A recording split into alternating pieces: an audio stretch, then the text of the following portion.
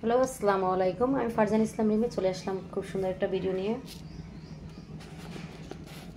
বিকেলে নাস্তা তৈরি করব, তো এই জন্য আমি এখানে নিয়েছি মসুর ডাল, আর এখানে মিক্সড করে আমি 4 থেকে 5 আইটেমের ডাল এভাবে মিক্সড করে রেখেছি। যেহেতু আমি খিচুড়ি করি প্রায়, এর জন্য আমি 1 কাপের মতো এখানে ডাল দিয়ে দিলাম। যেহেতু আমি দোসা করবো, এভাবে ডাল, আর এর মধ্যে কিন্তু আমি 2 আইটেমের চাল দিয়েছি, বাসমতি চাল দিয়েছি আর দিয়েছি পোলাও চাল। এটা ভালো করে কষলি ভালো করে এটা ওয়াশ করে নিচ্ছি। এখন আমি এর মধ্যে একটু হালকা উষ্ণ গরম পানি দিয়ে দিচ্ছি, যাতে তাড়াতাড়ি এটা ভিজে যায়, যেহেতু আমার হাতে সময় খুব কম। এটা আমি এখানে 1 ঘন্টার মধ্যে ভিজিয়ে রাখবো।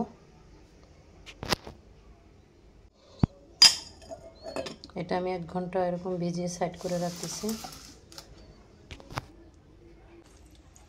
গরুর মাংসগুলো কলিজা থাকলেও খুব পছন্দ করে, আমি নিজেও পছন্দ করি। তো এখন এর মধ্যে দিয়ে দিচ্ছি আমি গরম মশলা, গোটা গরম মশলা দিয়ে দিলাম।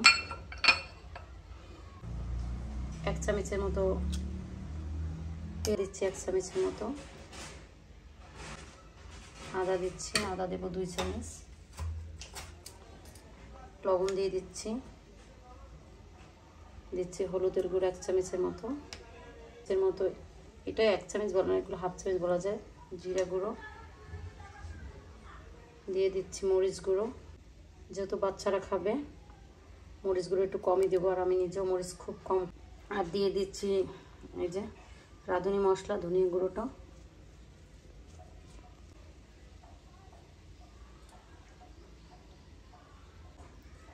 ঝাল মশলা একটু কম দেওয়ার চেষ্টা করি, কারণ আমি নিজেও ঝাল খেতে পছন্দ করি না, মশলা খুবই কম খাই।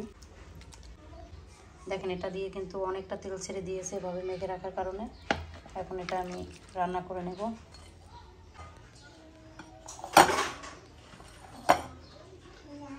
পাঁচ মিনিটের মতো জাল করে নিচ্ছি, ভালো করে কষিয়ে নেব নেড়ে ছেড়েটা। আমি সব সময় যে কোনো মাংস রান্না করলে কিন্তু আমি হাতে মেখে রান্নার ট্রাই করি। ছিলাম গ্রামে থাকতাম, তখন যে কোনো মাংস রান্না করলে সবসময় হাতে মেখেই রান্না করতো। এটা 5 মিনিটের মতো একটু কষিয়ে নিচ্ছি।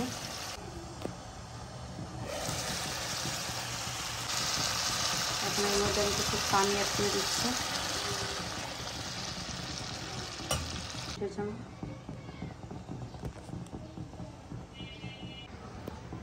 এটা কিন্তু আমি 3-4 বার কষিয়ে এইভাবে ঝোলের পানি দিয়ে দিয়েছি অফ ক্যামেরায়। এই যে ঝোলটা একটু টেনে গেলে আমি এটা নামিয়ে,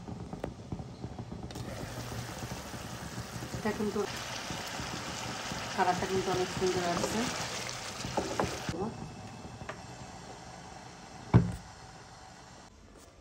এদিকে আমার চালটা দেখি কি অবস্থা। ব্লেন্ডার জারে করে এটা ব্লেন্ড করে নিচ্ছি। আমি এরকম একটা মিক্সার ব্লেন্ডার নিয়ে নিয়েছি। এখন আমি জারের মধ্যে এগুলো নিয়ে নিচ্ছি। আমি একেবারে দেব না, অল্প অল্প করে দেব, আর এই পানিটাই এটার সাথে অ্যাড করে দেব। পানি সরিয়ে দিয়ে দিচ্ছে। এখন এটা একটু ব্লেন্ড করে আমি এখন এটা একটু ঢেলে নিচ্ছি।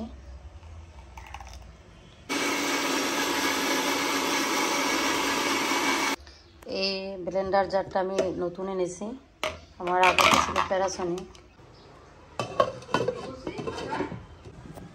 এই যে দেখেন ব্যাটারটা কত সুন্দর হয়েছে, কতটা স্মুথ।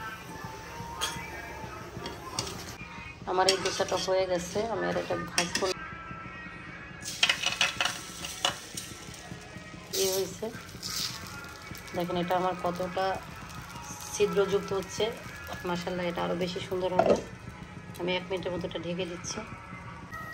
তো আমি আরও একটা ভেজে আপনাদেরকে দেখাচ্ছি। দেখেন, এই দেখেন কতটা সুন্দর হয়েছে।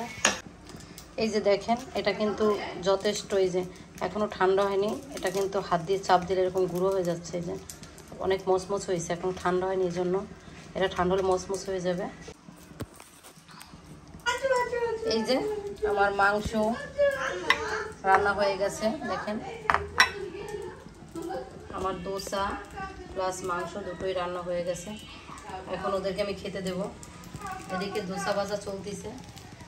আলবি প্লেট নিয়ে আসো, খেতে দিচ্ছি।